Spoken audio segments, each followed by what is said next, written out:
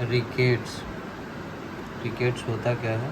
Lack of adequate mineralization of growing bones results in rickets. जब mineralization lack होगा, adequate mineralization नहीं होगा growing bones में, तो रिकेट्स फॉर्मेशन होगा, रिजल्ट्स इन रिकेट्स। और क्या क्या कारण है एटियोलॉजी में देखना है कि न्यूट्रिशनल रिकेट्स क्या होता है। तो न्यूट्रिशनल रिकेट्स में अगर डाइट में अगर low levels of vitamin D, calcium, phosphate, किसी भी स्टेज में अगर low levels of vitamin D होगा, कैल्शियम होगा, फॉस्फेट होगा डाइट में, तो न्यूट्रिशनल रिकेट्स ये होना है इसको।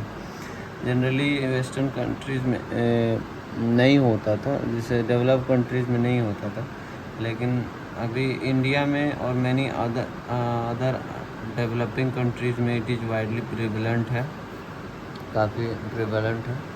रिसेंट स्टडीज़ आजकल शो कर रहा है कि न्यूट्रिशनल रिकेट्स रीअपियर कर रहा है डेवलपिंग कंट्रीज़ ऑल्सो, और डेवलप्ड कंट्रीज़ में भी जो न्यूट्रिशनल रिकेट्स है वो रीअपियर कर रहा है। पर्टिकुलरली जो डार्क स्किन जो लोग होते हैं ना, डार्क स्किन जो बच्चे होते हैं, उनको ज़्यादा सनलाइट का ज़रूरत होता है जनरली, और उसका उनका पूरा नहीं हो पाता है। आर ब्रेस्ट फीड, और जो ब्रेस्ट फीड एक्सक्लूसिवली होते हैं, जो breast feed exclusively for prolong periods without vitamin, मतलब विटामिन सप्लीमेंटेशन बाहर से नहीं ले रहे हैं विटामिन डी का, और ब्रेस्ट फीड करवाए जा रहे हैं टिल 1 ईयर, तो ऐसे केसेस में विटामिन डी डेफिशिएंसी होने का मैक्सिमम चांसेस है, और जिसकी वजह से न्यूट्रिशनल रिकेट्स होने का। और नेक्स्ट है sunlight, inadequate exposure to sunlight. UV B rays होता है जो सनलाइट में प्रेजेंट होता है, जो कि रिक्वायर्ड होता है विटामिन डी सिंथेसिस के लिए, स्किन से सिंथेसिस करवाता है। और मेल एब्जॉर्प्शन होगा fat soluble CLD, fat soluble vitamin जो है एब्जॉर्ब नहीं हो पाएगा, मेल एब्जॉर्प्शन होगा। क्रॉनिक लिवर डिजीजेस के केस में भी रिकेट्स होने के कारण है। ड्रग्स में जो long term anticonvulsants, like anticonvulsants में क्या क्या आता है? Long term anticonvulsants phenytoin वगैरह होता है, फिनोबार्बिटोन वगैरह होता है। Anti tubercular drugs like isoniazid, ये आइसोनियाजिड क्या करता है? इंड्यूस करता है साइटोक्रोम P450 को, जो कि इनएक्टिव कर देता है विटामिन डी को। पैथोफिजियोलॉजी में क्या क्या है? पैथोफिजियोलॉजी में विटामिन डी जो है ना डेफिशिएंसी होगा तो impaired absorption of calcium and phosphate हो जाएगा। अब इसकी वजह से क्या होगा? डिक्रीज मिनरलाइजेशन ऑफ बोन्स होगा, और ऑस्टियोमलेसिया उसको बोलते हैं। अब डिक्रीज मिनरलाइजेशन होने की वजह से स्ट्रेंथ भी कम हो जाएगा, रिस्क ऑफ फ्रैक्चर भी बढ़ जाएगा।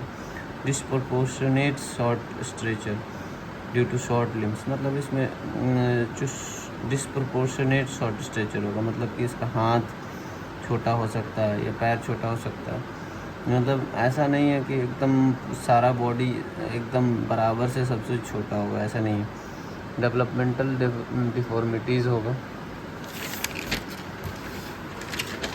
नेक्स्ट है क्लिनिकल फीचर्स ऑफ रिकेट्स। देखो क्लिनिकल फीचर्स में क्या डिफॉर्मिटीज़ होता है, और हेड जो है सॉफ्ट स्कल होता है, क्रेनियोटिप्स बोलते हैं इसको, सॉफ्ट स्कल होता है। जब स्कल को दबाएंगे तो एकदम पिंग पोंग जैसे दबने लगेगा, ऐसे दबाएंगे तो कंप्रेसिबल हो जाएगा। उसके बाद होगा वाइडली सेपरेटेड सूचर्स होगा, जो सूचर्स होगा हेड का स्कल का, तो वो काफ़ी डिफरेंस होगा दोनों दो सूचर्स के बीच में।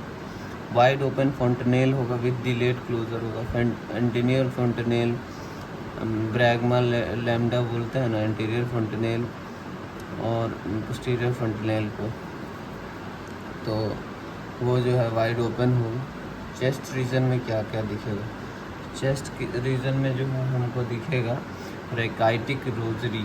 रेकाइटिक रोजरी क्या होता है कि widening of costo control junction होता है।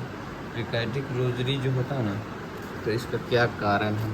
इसका कारण देखेंगे वाइडनिंग और enlargement of costo control junction, like string of beads appearance होगा। ये कोस्टल कोस्टोकॉन्ड्रल जंक्शन, ये कॉन्ड्रल और कोस्टल रिब है, तो इसके जंक्शन पे एक वाइडनिंग होने लगता है। क्यों होने लगता है, तो इसका फिजियोलॉजी, थोड़ा सा पैथोफिजियोलॉजी जान लेते हैं। ये एंड ऑफ मेटाफिसिस होता है, ग्रोथ प्लेट जो होता है ना, उसमें कॉन्ड्रोसाइट्स होता है, नॉर्मली प्रेजेंट होता है फिजियल प्लेट पे। एंड ऑफ द मेटाफिसिस पे कॉन्ड्रोसाइट्स होता है, और यही कॉन्ड्रोसाइट्स जो है डिपोजिशन ऑफ कैल्शियम और फॉस्फेट होने की वजह से ये एपोप्टोसिस कर पाता है, ठीक है।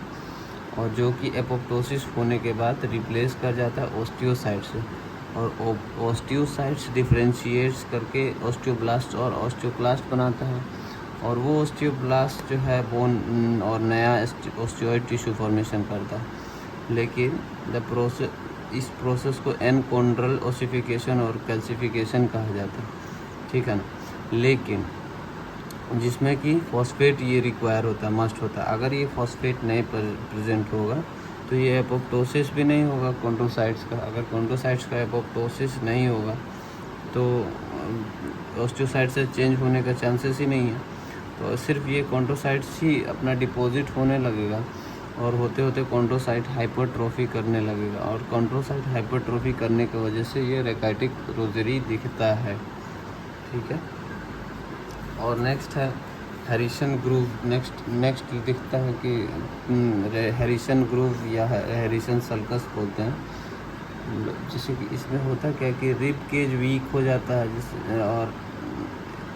और जो है डायफ्राम जो है पुल करता है उसको, तो एवरी ब्रेथ के साथ वो जो है अंदर की तरफ खींचा जाता है, जिसकी वजह से एक यहाँ पे दिखने लगता है कि रेकाइटिक ग्रूव दिखने लगता है, ठीक है। और लिम्स में क्या है कि रिस्ट वाइडनिंग होगा, जेनुवेरस होगा, Boeing of legs, medial deviation of tibia होगा।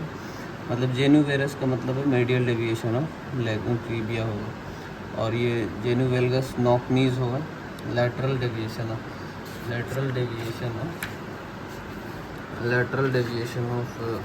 रिस्ट फीट होगा। जैसे ये वाला हो गया वाइडनिंग ऑफ रिस्ट हो गया, और बोइंग ऑफ लेग्स हो गया, ऐसे medial deviation of tibia, knock नीज यानी जेनुवेलगस, लैटरल डेविएशन ऑफ नीज हो गई। और इन्वेस्टिगेशंस इस केसेस में क्या क्या करेंगे, तो कैल्शियम का करेंगे सीरम कैल्शियम देखेंगे।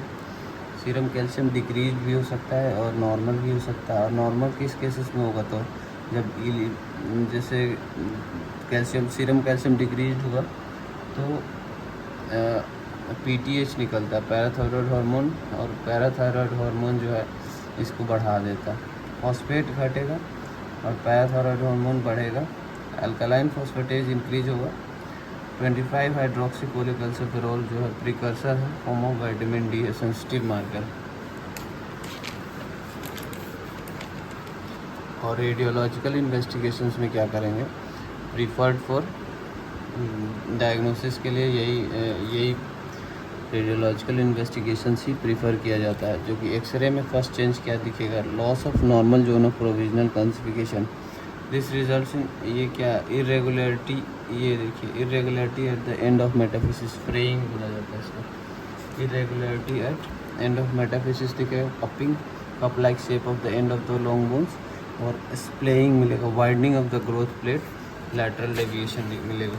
जैसे ये है क्या फ्रेइंग है, ये जो एंड है वो इरेगुलर हो गया, इसको फ्रेइंग बोलता है।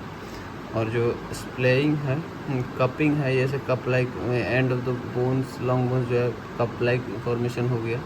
और स्प्लेइंग का मतलब है कि ये चारों तरफ फैल गया, लेटरल डेविएशन हो गया, ठीक है। अब ट्रीटमेंट ऑफ रिकेट्स कैसे करेंगे, ट्रीटमेंट्स ऑफ रिकेट्स में विटामिन डी थेरेपी देते हैं, ओरल दो या पैरेंटल दो, जनरली ओरल प्रीफर्ड किया जाता है। हाई डोज शॉर्ट ड्यूरेशन को स्टॉस थेरेपी बोला जाता है, 60,000 इंटरनेशनल यूनिट डेली, और alternatively for 10 days total dose 6 lakh international unit दिया जाता है।